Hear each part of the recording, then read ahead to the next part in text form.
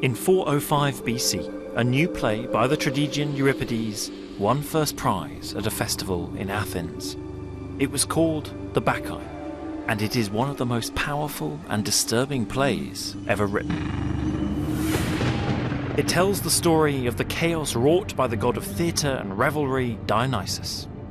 It tells of women lured to the mountains where they sing and dance in a frenzy, and it follows the fate of an unfortunate young king who is tricked into spying on them and is torn limb from limb. It's a play that suggests a changing world, dangerous and uncertain, where you never really know who or what to trust. Euripides himself did not live to see his victory. He died far away from Athens, having left the birthplace of drama behind. It is likely that Euripides composed the Bacchae here, in Macedon, on the northern fringes of the Greek world, an area thought by many of the ancient southern Greeks to be wild, unruly, and unstable. And it was here that Euripides lived out his final days, not in the cradle of a democracy, but in the court of a king. Euripides' departure from Athens and the turmoil and disorder of his play The Bacchae foreshadowed a new era, one marked by war, instability, and chaos. In the next century, Athens would lose its influence, its significance, and even its democracy. And the balance of power in Greece would shift from democrats to kings. But drama, that most Athenian of inventions, would thrive, spreading throughout the Greek world and beyond. This episode is the story of the dramatic decline of Athens and the remarkable triumph and transformation of theatre.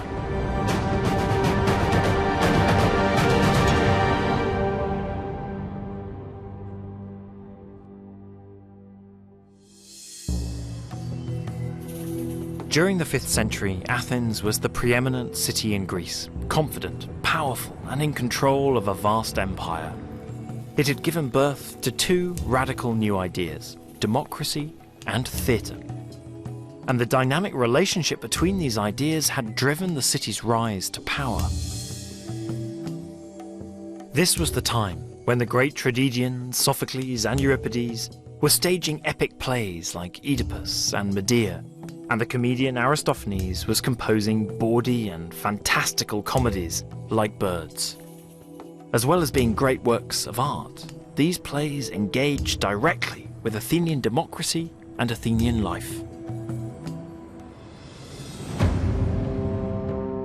But by the late 5th century, all of this was at risk. Athens was also fighting a war, the Peloponnesian War, against the great land power of Sparta. In 415 BC, still supremely confident, Athens launched a new phase in this war. She sent an expedition to attack the city of Syracuse on the island of Sicily, towards the western edges of a Greek world that spread from Marseille to the Black Sea coast. For 2 years, brutal fighting raged on the sea and land at Syracuse. Thucydides called it the greatest slaughter of the war. He wrote of bodies heaped on top of one another and of rivers clotted with blood. Finally, in 413 BC, the Athenians were decisively and disastrously defeated. Those who survived, some 7,000 of them, were imprisoned in these stone quarries. Amazingly, it is said that you can still see the marks from their chisels on the walls. Today, this is a famed tourist attraction, but the fun belies the horrific reality of this place in the ancient world. It was part of a much larger quarry, where the Athenians, as prisoners of war, were brought as part of a labour camp. Can you imagine being forced to work here day in, day out, undertaking the back-breaking work of quarrying these stones with no respite from the scorching sun? There was only one way to escape from this hell. The historian Plutarch tells us that some Athenians were freed when they were heard quoting lines from Euripides. Plutarch tells us that the Syracusans were absolutely mad for Euripides and the morsels of his plays that made their way over here, and he says that the Athenians who did make it home went to Euripides himself to thank him for saving their lives because they'd been able to remember and recite some of the lines from his plays. It's amazing to think that knowing extracts from a play was enough to buy these prisoners their freedom. It's a sign that theatre was making an impact far beyond Athens. Such was the popularity of drama here in Sicily that a few decades before, the great Aeschylus, the father of tragedy himself, had come here to produce his plays. And the message of one play in particular now looked to be coming home to roost. Aeschylus performed his play The Persians here in Syracuse. Now that play had critiqued the Persian arrogance that foreshadowed their failed invasion of Greece, but it had also contained a wider warning for the Athenians. Beware of hubris. If you overreach, you too could fall. And in the wake of the failed Athenian expedition here at Syracuse, many Athenians began to believe that Aeschylus had been right, and that their moment of hubris had come. At first, the people of Athens couldn't believe the news. An army and an entire navy virtually wiped out. Many blamed the democracy for authorizing such a foolish mission, and the anger and tension even spilled into the streets, where some Democrats were attacked. The great fear now was what would befall Athens in the wider war against Sparta. Serious issues like these were regularly addressed in the Athenian theatre. And in the midst of this chaos, the playwright Aristophanes was preparing a new comedy for performance at the theatrical festival. In 411 BC, Aristophanes put on a play called Lysistrata. It's one of his most well-known, not least because of its unabashed rudeness. It was actually banned in Britain until 1957, and even then the first performance of it was called savagely pornographic. But it's also one of his most popular because of its strong female protagonist, but also because its call for peace strikes a chord in our continuously conflict-ridden world. To put an end to the war, Lysistrata persuades women from all over Greece to go on a sex strike until the men agree to make peace. The women also seize control of the Acropolis, where the city's treasury is kept. When a magistrate, a proboulos, arrives to retrieve funds for the war, Lysistrata berates him about the losses that the women have been forced to bear. Women have to take on more than twice your burden. Firstly, it's us giving birth to children, then we send them off as soldiers. The women dress the magistrate up in their clothes and send him away, humiliated. As the strike continues, the sex-starved men of Greece become increasingly desperate until finally they agree to make peace. So, Rosie, with a play like Lysistrata, can you give us a sense of just how bawdy, how grotesque the humour in old comedy really was?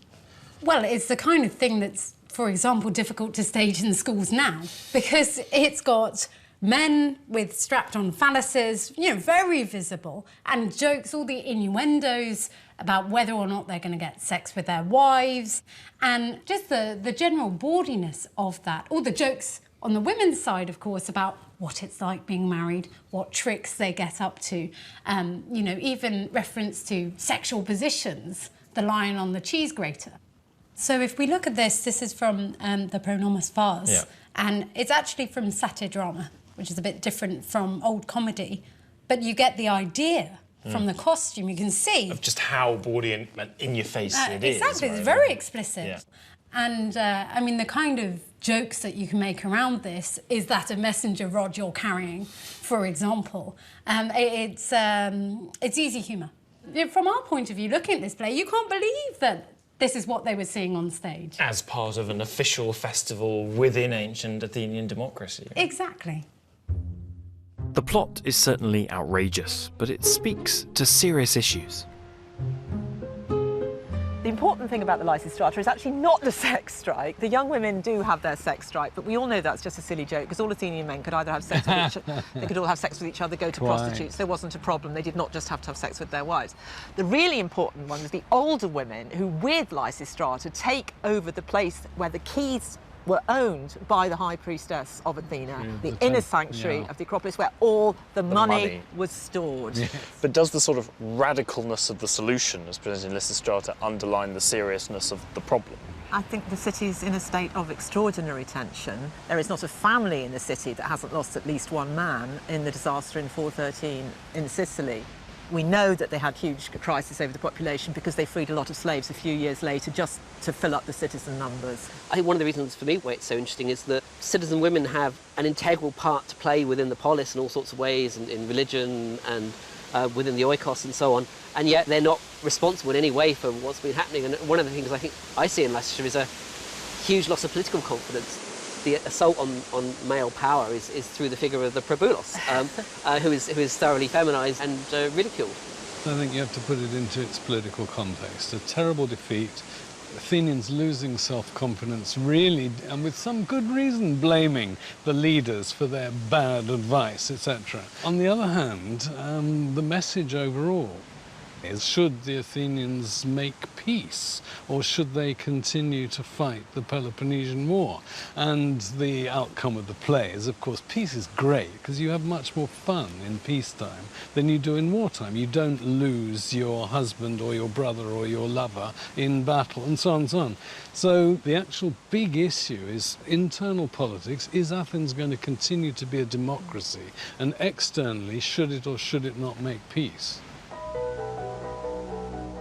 Lysistrata is classic Aristophanes. He's using a ridiculous plot to throw light on the political dilemmas facing Athens. But for me, it's the constant references to the harsh realities of war that really resonate. Athens was at war for most of Aristophanes' career, and despite the bawdy jokes and the innuendos and the strap-on fallacies, it's that sense of the horrible nature of war that just constantly comes through. In fact, the bawdy backdrop, in a way, makes the point more strongly than tragedy ever could.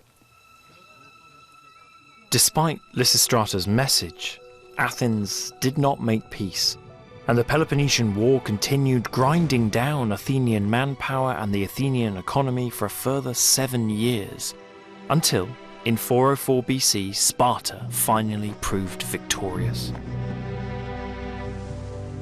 Athens was humiliated. She lost her empire, she lost her navy, she lost her city walls, and worst of all, she lost her democracy. Here, on the Pnyx, the home of the Athenian assembly, the peace terms were worked out.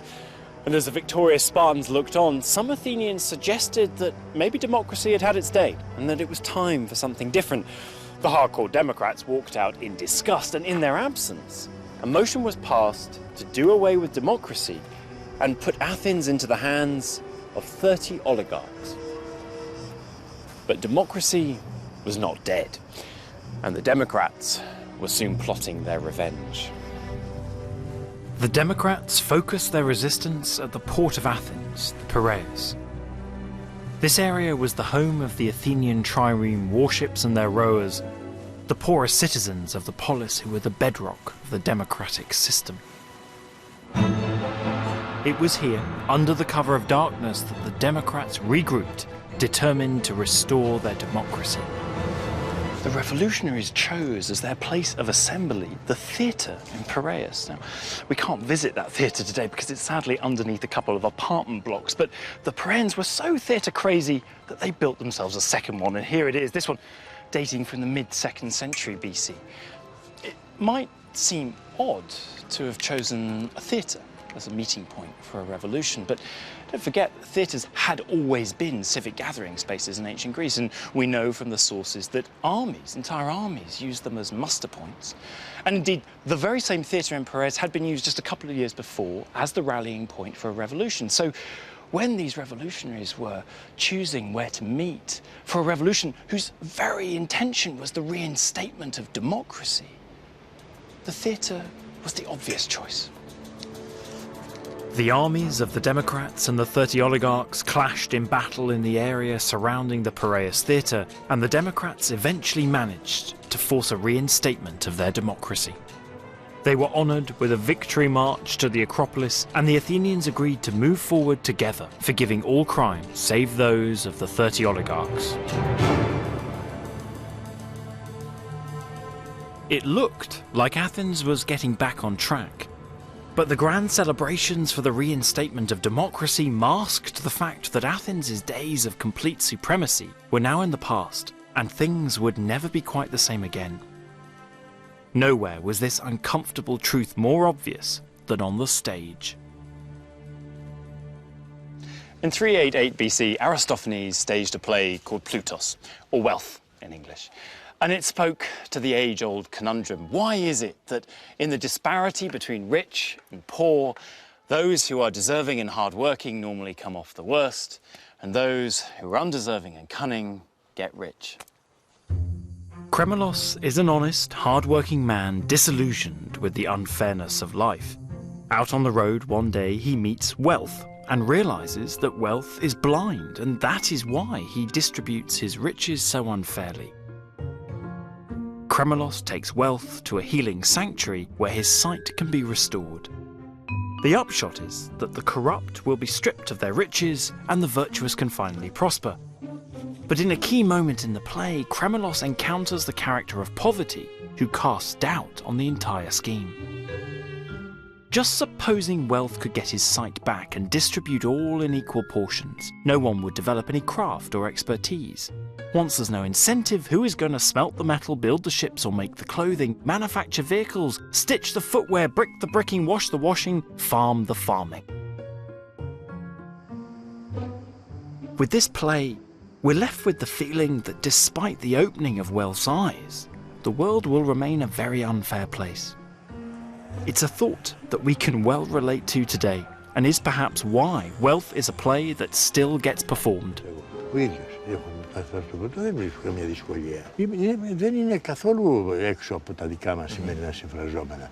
Γιατί βεβαίως είναι πολύ γνωστή ακόμα και η λαϊκή έκφραση ότι ο πλούτος είναι τυφλός. Το λέμε καθημερινά. Χωρίς να παραπέμπουμε στον Αριστοφάνη, ή πιθανόν υπογείως να έχει φτάσει αυτό σε εμάς. Το πιστεύουμε όλοι αυτοί, ότι τυχαίως μοιράζει τα χρήματά του. Άρα λειτουργεί θαυμάσια αυτός ο μύθος.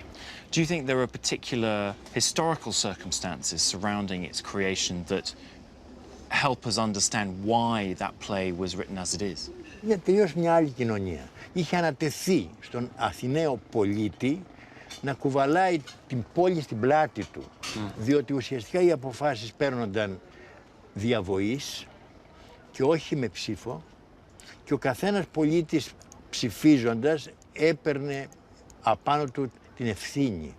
Όταν έγινε η μεγάλη καταστροφή της Σικελίας και ερχόντουσαν τα φέρετρα και ερχόντουσαν η τέφρα των νεκρών, ο γείτονας που έχανε το παιδί του ήξερε ότι ο διπλανός του επίσης γείτονας είχε ψηφίσει πέρα αυτής της εκστρατείας. Μετά την ήττα των Αθηναίων και του Πελοποννησιακό πόλεμο και την κατάρρευση της Αθήνας, η Αθήνα γίνεται με τη σημερινή αντίληψη αστική κοινωνία. Ο κάθε πολίτης κλείνεται μέσα στο καβούκι του, μέσα στον χώρο του και δεν τον ενδιαφέρει για τίποτα. Δεν ενδιαφέρεται για τα κοινά. What's really striking about Wealth is how different it feels to a play like Lysistrata. Lysistrata is an inventive and vigorous heroine, whereas Kremelos is passive and tired. Aristophanes' comedy has lost its biting satire and its direct commentary on individuals in the audience. Instead, its themes are more universal: rich, poor, worthy, unworthy. It feels like comedy and theatre more generally has not only lost its edge, but lost its specific Athenian identity. It's become more general, and at the same time left the Athenians looking back, nostalgic for an era of lost glory. The decline of Athens marks a turning point both in the history of Greece and in the history of theatre. Athens had invented drama, but how would this innovative and democratically charged art form fare in the new world that followed Athens' defeat? This new world of the 4th century saw the different city-states of Greece jostling for control while coming under increasing pressure from new powers, many of them led by tyrants and kings. In truth, the 4th century reads as a depressing catalogue of battles, wars and fractured alliances which played out in the plains of central Greece. In ancient times, this whole region was known as the dancing floor of Ares, the god of war. It was here that the fate of Greece was decided on the battlefields time and time again. One conflict in particular symbolises the chaos of the period. In 371 BC, Sparta and Thebes fought an epic battle at Leuctra, at the heart of the dancing floor of Ares. Against all the odds, it was the Thebans who triumphed, due in no small part to the powerful attack of their elite fighting force, the Sacred Band. Thebes' shock and awe tactics worked brilliantly. The battle was over in less than an hour, and on this spot, where the Spartan king was supposedly struck down, Thebes erected a victory monument topped with Spartan shields taken in the battle. And to rub salt in the wound, the Thebans demanded that Sparta's allies cleared their dead from the battlefield first so that the scale of Sparta's loss could be humiliatingly on display. This monument marked a decisive change in the balance of power in Greece. But more than that, Cicero later claimed that this was the first ever battlefield memorial to a Greek-on-Greek conflict. This kind of monument was to become a defining feature of the century that followed as Greek states jostled for power and engaged in their favourite pastime, fighting one another. It was a situation that Aristophanes had already warned against in Lysistrata. You worship at the self-same holy altars just as if you're a family. Olympia, Thermopylae, Delphi and elsewhere. Yet with foreign armies at the ready to attack, what are you doing? Destroying our Greek cities, killing fellow Greeks. This is hardly the kind of context in which you would expect drama to thrive. But what's really amazing is that while Greece was tearing itself apart, theatre seems to have been flourishing. During the 4th century BC, theatres emerged all over the Greek world. But the irony is that despite this explosion of theatre construction, we don't have a single complete tragedy surviving from this period. After the deaths of Aeschylus, Sophocles and Euripides, we are left with nothing but fragments. It is true the great spread happens in the first half of the 4th century, when every city that had cultural pretensions built a theatre. There seems to be a neat story. Sophocles and Euripides die, and within everybody's perception of it, Nietzsche says that Euripides and Sophocles killed tragedy. So the easy story would be important tragedy came to an end, and sort of mass entertainment spread throughout the Greek world in a rather superficial way. I think it's much more complicated than that. It's really what happens in later antiquity, and the great three become educational set books, and that's really why we have them. And it was those three who were most read. So texts of the other tragedians, they simply weren't copied enough times to survive. It doesn't mean they weren't any good. There were very famous tragedians in the 4th century, people who made a big mark and people who were remembered in later centuries. The fragments of plays by these writers that have survived support the idea that this was an extremely active era. One Athenian playwright from this time was called Astydamas the Younger. He was a relative of the great Aeschylus, and he's said to have composed 240 plays during his career, won many first prizes, and even had a statue of himself put up by the Athenians. And what the surviving fragments also allow us is a unique window into how the subject matter of tragedy is changing during this period. Astydamas wrote a play called Antigone, just like Sophocles and Euripides had done in the 5th century. It again told the story of how Antigone had broken the law by burying her rebel brother and is sentenced to death by King Creon, against the wishes of his son Haemon, who is in love with her. In Sophocles' play, the key moment is the political debate between Creon and Haemon about leadership and justice, and the play ends with Antigone's and Haemon's suicide. In Astydamas' version, Haemon and Antigone run away and have a child together. They are both sentenced to death, but Heracles intervenes to try and save them. It's the same basic story, but the emphasis has shifted.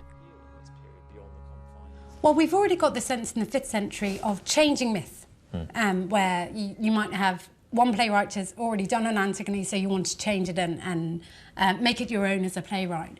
You get that even more in the 4th century. If you imagine they're using the same material, the same myths, but there's a taste for far more elaborate plots.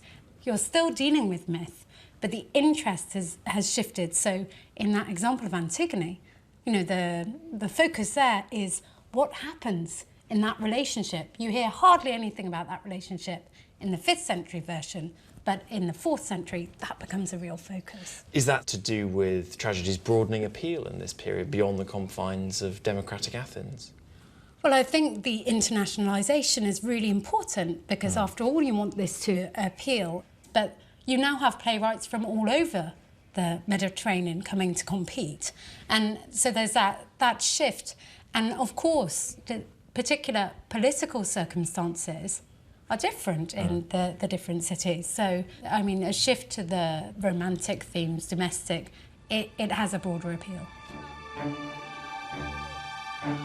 Theatre was becoming more about spectacle and entertainment and less about political process and debate.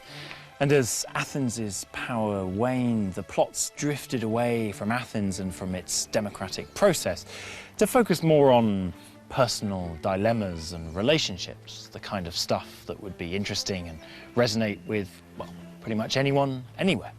Indeed, tragedy was becoming very much more of what it is today.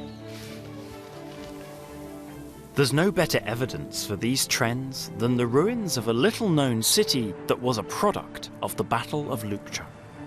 After their victory in that battle, the city of Thebes surrounded their defeated Spartan enemies with a series of newly established cities in the Peloponnese. I've come to this rather unpromising-looking industrial part of the Peloponnese in search of a city called Megalopolis, the Great City. Now, I've read about this place lots in books and I've studied lots of floor plans, but I've never actually been here for real. And what I'm searching for, first of all, is the theatre. A theatre said by the ancient sources to be the biggest in the whole of mainland Greece.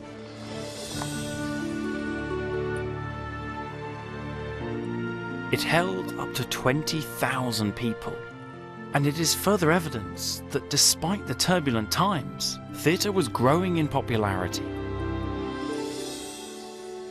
There's an extraordinary calm to this place, but what it symbolises is a place that's tried to put itself on the map out of nowhere, a sort of ancient version of Milton Keynes. When they built this place, they gave it everything a city should need. They gave it an assembly, they gave it an agora, they gave it a sports centre, and they gave it a theatre, a huge theatre. Theatre, by this stage, had become part of the dress code of what a Greek city should look like. And more important than that, a theatre had now become a symbol of Greekness itself. Theatre had become an essential part of any Greek community, but the role that it now played in that community was changing. And this transformation can be traced in the ruined remains of Megalopolis. When this theatre was built, it was placed directly facing the city's political assembly place. It's an extraordinary example of how these two facets of polis life, politics and theatre, were once thought to be intimately connected. But you know, there's an irony here. As Megalopolis was being built, as this city was being created out of nothing, the very institution of the Greek city, the polis, was beginning to falter. Now we were in a very different world, a world of tyrants and kings. The very vitality and viability of the polis was beginning to be in doubt. And there's perhaps no better symbol of that gradual decay than here at Megalopolis and right here in the theatre. Because in the mid-2nd century BC, the people of Megalopolis built this.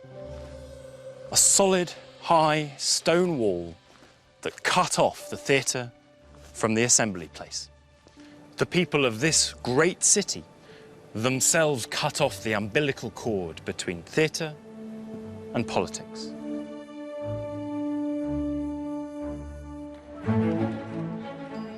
This gradual transformation in the role of theatre was aided by a crucial innovation which we know occurred in the early 4th century BC. The proof is here, in this inscription at the Epigraphic Museum.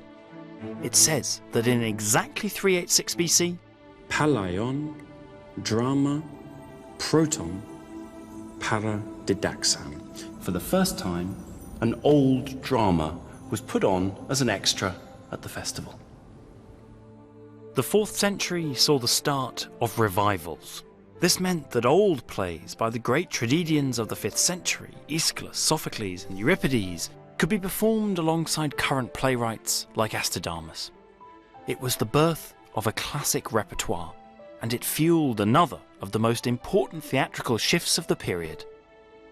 We're now 45 years later in 341 BC, and this inscription lists the playwrights and the plays that were put on at the city Dionysia in Athens in that year. And here's our man, Astydamas, who actually won first prize this year, and it tells us the names of his 3 tragedies, including Antigone, that he put on. But what's also fascinating about this inscription is the prominence it gives to the actors. Not only does it give us the name of the lead actor in each of the plays, but also, and here's the key line, it tells us Neoptolemus, one of the actors, Enika, he won. He won the prize for the best actor at the festival as well. And indeed, Neoptolemus was a busy guy that year because he was lead actor in more than one of the plays, and it tells us that he was the producer for one of the old plays that was being re-performed as well. And what this stone symbolises is this growing shift during the course of the century in importance from the tragedians, the playwrights, towards the actors as being the real kings of the theatre.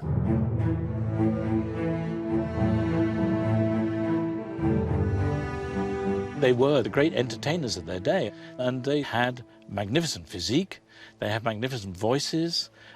Actually, the tragic actors and the comic actors, people didn't do both. That's rather interesting. You were one or the other. The tragic actors, though, were very famous for their voices, and some of them were even employed to go on diplomatic missions and so on, right? So you want to send an embassy, you hire an actor to go along and put the case as well as he possibly can on your behalf. And this is Neoptolemus, we're talking about. Well, and others as well.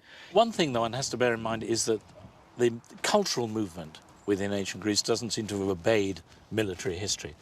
Generally speaking, artists, musicians, including actors, seem to have travelled across the boundaries of hostility.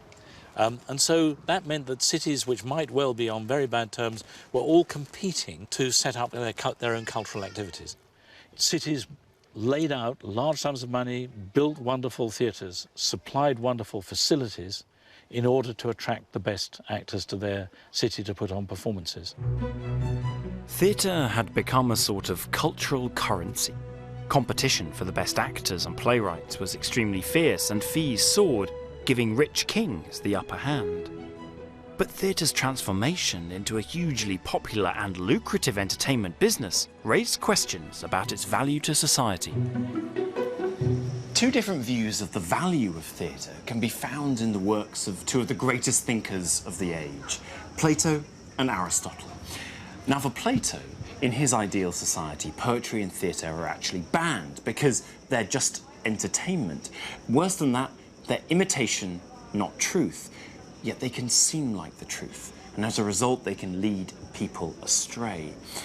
But for Aristotle, it's a very different case. He sees a place for theatre in the ideal society because it is able to speak to universal emotions and ideals of humanity. And more than that, it gives the audience what he calls catharsis. And catharsis is a notoriously difficult word to translate, but it means something along the lines of purification, a purging of emotion that comes as a result of watching tragedy, and as a result, can give people the ability to better control their emotions.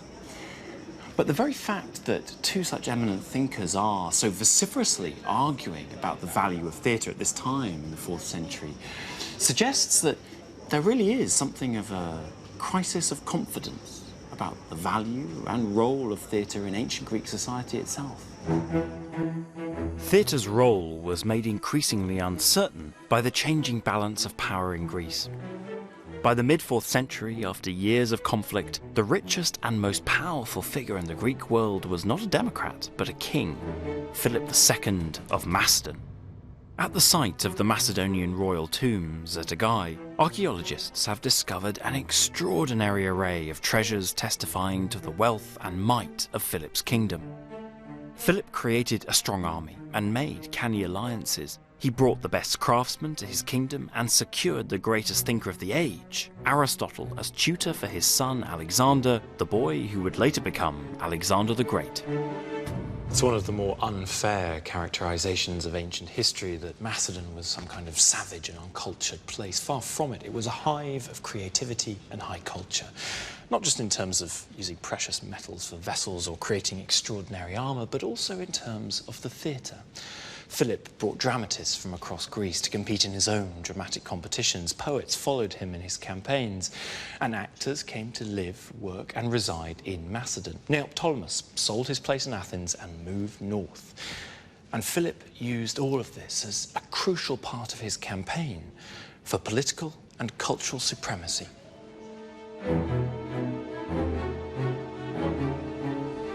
Well, he was the super patron. He was the Louis XIV of the day.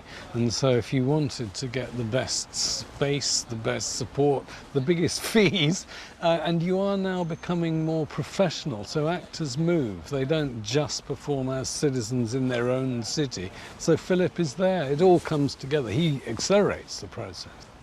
Actors become far, far more important. They knew all these stories off by heart, and we get superbly rich and famous actors like Neoptolemus or Theodorus, who's the Laurence Olivier of antiquity, and fantastically rich.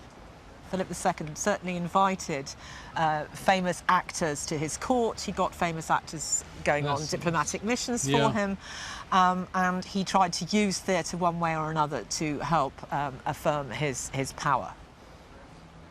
Philip understood that having the best plays and performers would enhance his own greatness. He also understood that kingship is itself a form of theatre. And in befriending famous actors like Neoptolemus, he ensured that positive reports about his regime found their way back to Athens and into the political debates taking place on the Pnyx. It was here in the assembly that the Athenians debated the growing threat from Macedon and tried to decide whether Philip should be considered friend or foe. Heading the pro-Philip faction was an actor turned politician called Aeschines. Arguing against him was the politician and orator Demosthenes, who believed Athens had to oppose Philip if necessary by force. Here, on the Pnyx, time and time again, Demosthenes and Aeschines clashed over the Philip question. Demosthenes' argument was that Aeschines had effectively taken bribes to work in the king's interest and not in those of his home city. But what's really interesting is the language he uses to make his case. He refers to Aeschines as Hippocrates, the Greek word for an actor. You, Aeschines, are a Hippocrates, a bit player of parts, while I am the one sitting in the audience. You always serve our enemies' interests in politics, I those of our country. The Greek word for actor, Hippocrates, is the root for our word hypocrite. So where did this uncertainty come from? Well, as Greece became more and more dominated by rich, powerful leaders, so the corrupting force of money and the fear of the corrupting force of money increased. Actors were, at the end of the day, like mercenary soldiers. They sold their services to the highest bidder, and more importantly, they had the ability to imitate and to deceive. So what everyone was worried about was that Philip was writing his own play and getting the public figures of Athens to star in it as his key actors. It was only a matter of time before Athens would have to decide one way or the other. In 338 BC, Demosthenes persuaded the assembly to vote in favour of meeting Philip in battle. This battle, Demosthenes versus Philip, democrats versus kings, would determine the future of Greece and the fortunes of theatre.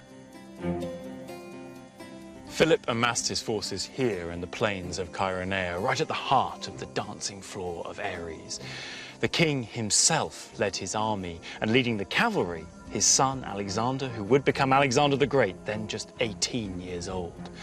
And facing up against them, the combined forces of Athens and Thebes, and in the Athenian ranks, the orator Demosthenes.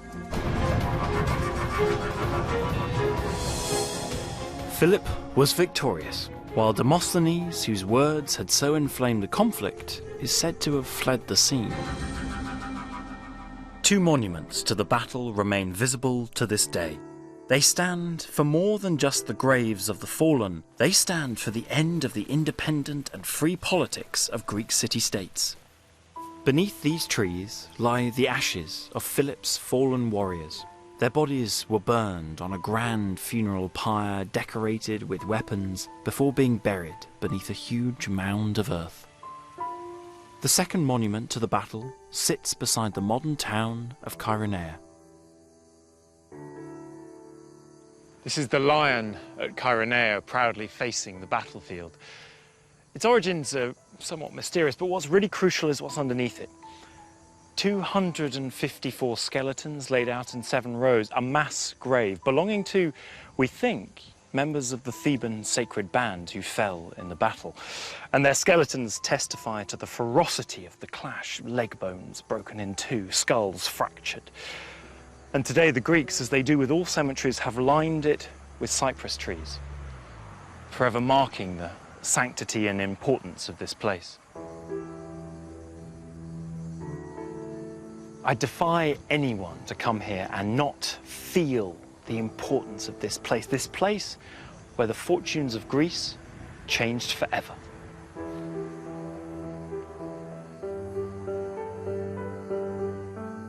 The world that had given birth to theatre was no longer governed by city-states or democrats. It was a world controlled by a king. But the story of the relationship between history and theatre would take a shocking and dramatic twist. Tragedy and real life were about to clash.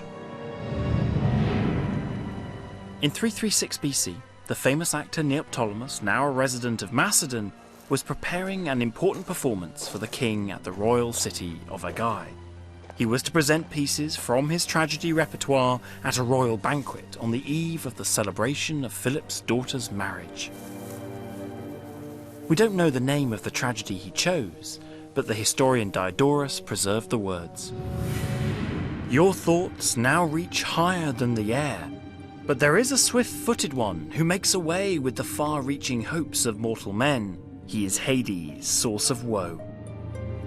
Philip was delighted with the performance, and after the banquet the crowd raced to the theatre at Aigai, where the festivities would continue at daybreak.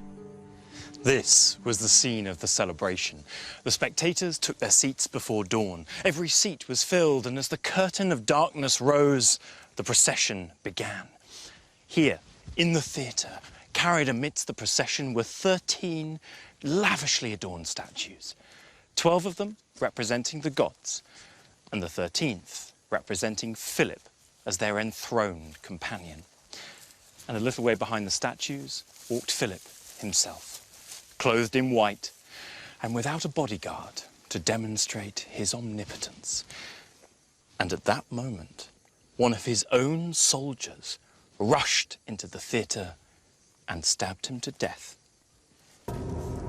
The sources suggest that Philip's attacker nursed a personal grudge against the king, but will never know the whole truth. The assassin was killed as he tried to flee the scene. The whole sequence of events was worthy of a tale by Euripides himself. And in fact, later in life, the actor Neoptolemus was asked what was his favourite scene in tragedy, and he replied, not one in any play, but one on a much greater stage, watching Philip enter as the 13th god and then being killed here in the theatre.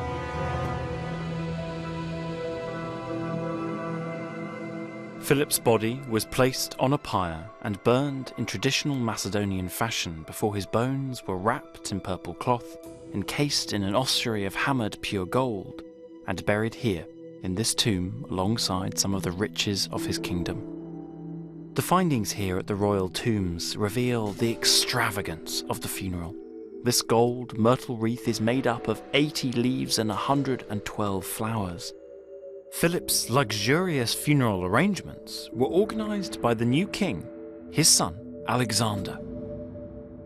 What happened next is the stuff of legend. By the age of 25, Alexander was no longer just king of Macedon and leader of the Greeks. He ruled an empire that comprised 2 million square miles and reached as far east as Afghanistan.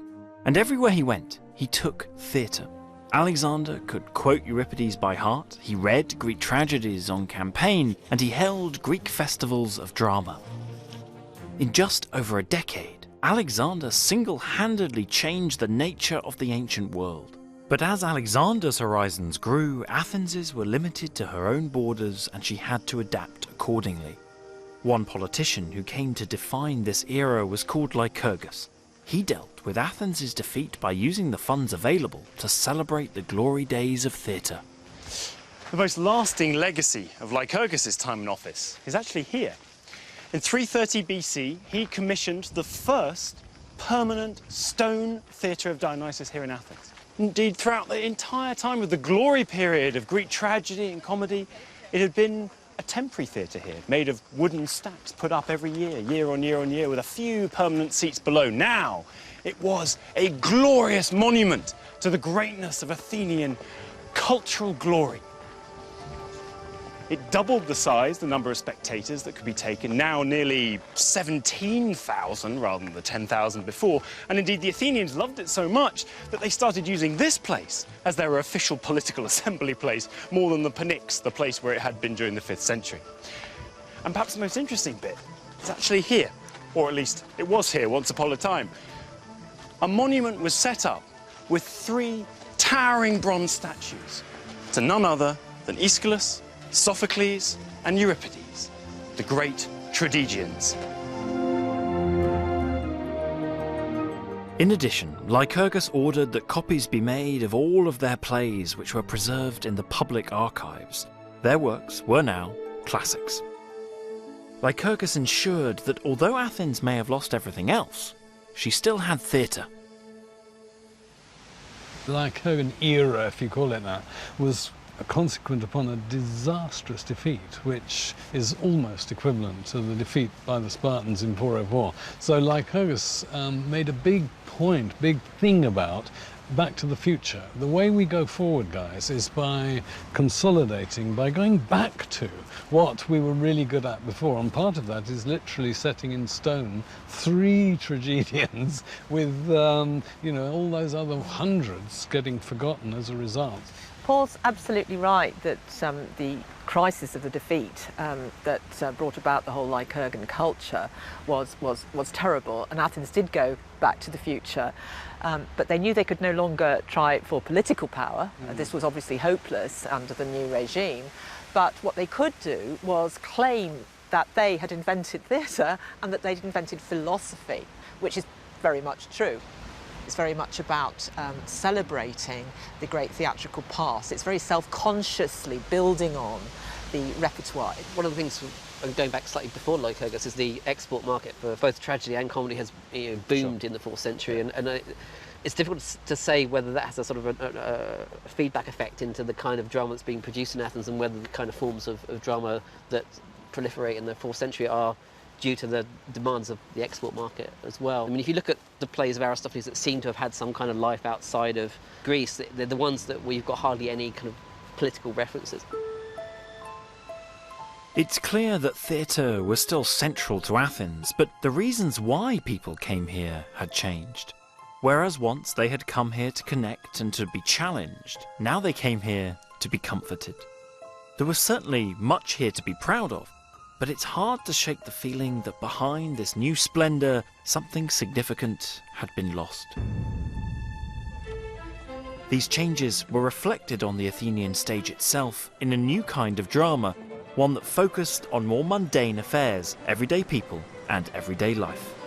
Inspiration for this new kind of drama came from a scholar called Theophrastus. His most important works were his studies in botany, but when he wasn't categorizing plants, Theophrastus turned his expert powers of observation to people watching. This is a copy of Theophrastus's Characters. Now, character comes from the Greek word to etch, to make permanent, imprint, and Theophrastus applies it here, not to things, but to us, and to the inner nature of human beings themselves. It's a brilliant piece of acute observation. Theophrastus says there are 30 character types out there. The flatterer, the boring person, the person who's always got bad timing, the person who's got bad taste, and the person who's got petty ambition. And the thing is, these character types don't just give us a fantastic window onto the people of ancient Athens. They can be applied to any city, anywhere in the world, at any time. The mean man. He examines his boundary marks every day to see that they have not been touched. He forbids his wife to lend salt, observing that these trifles make a large sum in the course of a year. The garrulous man. Your garrulous man is one who sits beside a stranger and tells the dream he had last night, everything he ate for supper, how the present age is sadly degenerate, that wheat is selling very low, and that hosts of strangers are in town. The exquisite man. He has his hair cut frequently, his teeth are always pearly white. While his old suit is still good, he gets himself a new one, and he anoints himself with the choicest perfumes. Everyday character types like these provided moulds for writers of what we now call new comedy, and the most famous of the new comedy playwrights was one of Theophrastus's students, Menander. Sadly, hardly any examples of this new style have survived. We have lots of names and titles, but only one complete play. It was only revealed in 1957 after being discovered in Egypt buried in a sealed jar, and it was by Menander. But from this one surviving play and a number of other fragments, we can get a pretty good idea what new comedy was really like. And in fact, many of Menander's titles could have come from Theophrastus's Characters. He has plays called The Flatterer, The Woman-Hater, or The Superstitious Man. But the key thing is here that, just like Theophrastus, the titles are of ordinary people. No mythical heroes, no political leaders, just people like you and me.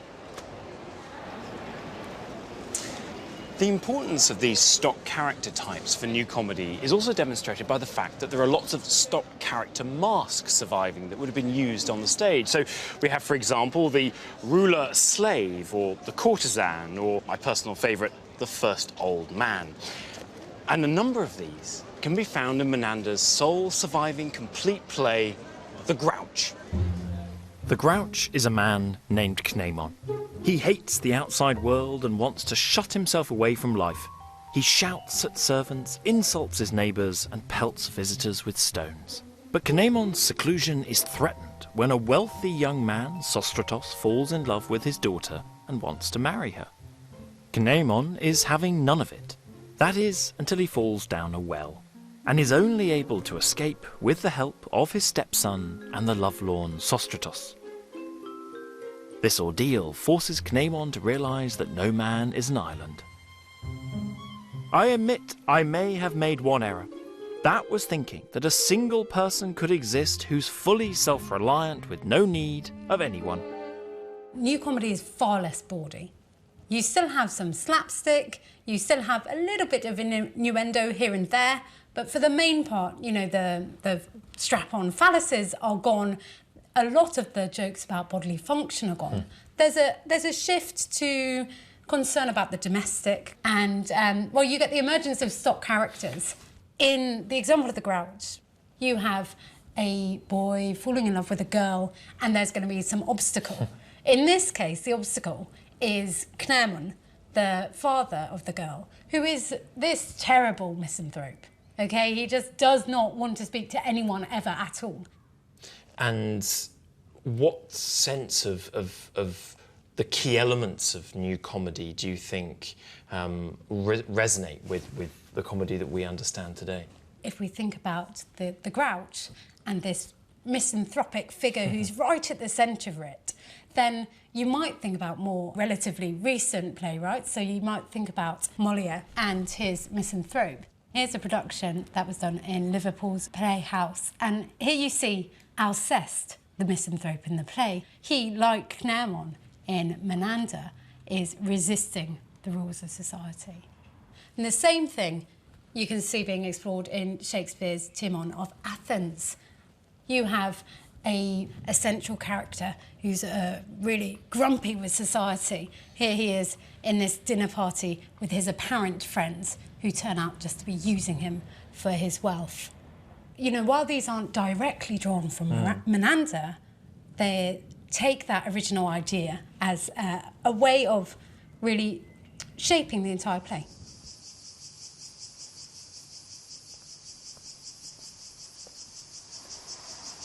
The Grouch is a work entirely unlike that of early Aristophanes. Its world is the home, domestic bliss and equal amounts of domestic strife, but absolutely nothing to do with the wider world, and particularly with politics. It's the ancient equivalent of One Foot in the Grave, Men Behaving Badly, or comedies like Frasier and Friends. It's kitchen sink drama, and in reality, that was really the only horizon Athenians had left.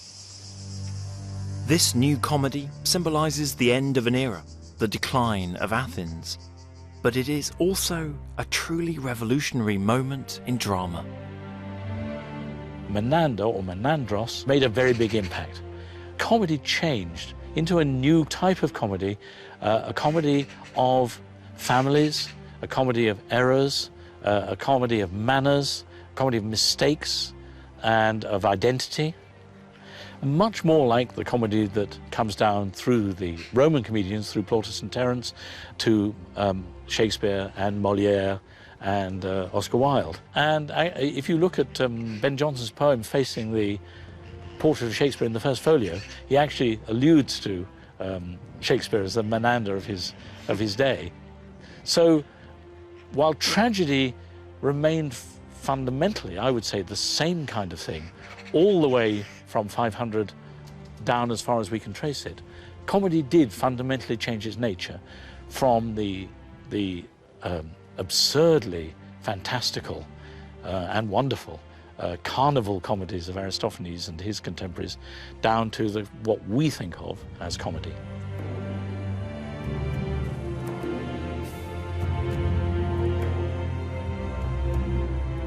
Theatre began the century as a place of biting and pointed political commentary, and more than that, as the obvious choice as a rallying point for democratic revolution. And yet, as the years passed, whereas Athens suffered in a constantly changing and unsettled world, theatre went from strength to strength, spreading across the Hellenistic Empire. It had also become more like theatre as we know it today. Professional and exportable, with powerful actors, touring companies and a rich and varied repertoire. Theatre had become a symbol of Greekness and a tool of power and influence coveted by kings and commoners alike. It had outgrown its birthplace and spread not just through Greece, but to Italy, Egypt, Libya, and as far east as Afghanistan. It's an amazing story. But for Athens, it is also a story of loss. Theatre's success is a direct reflection of Athens' loss of power, influence, and uniqueness during the course of the 4th century. Athens was no longer the city. It was just a city in a much bigger world. And there was another city to the west, whose inhabitants would change the story of theatre and indeed of the entire Mediterranean: Rome.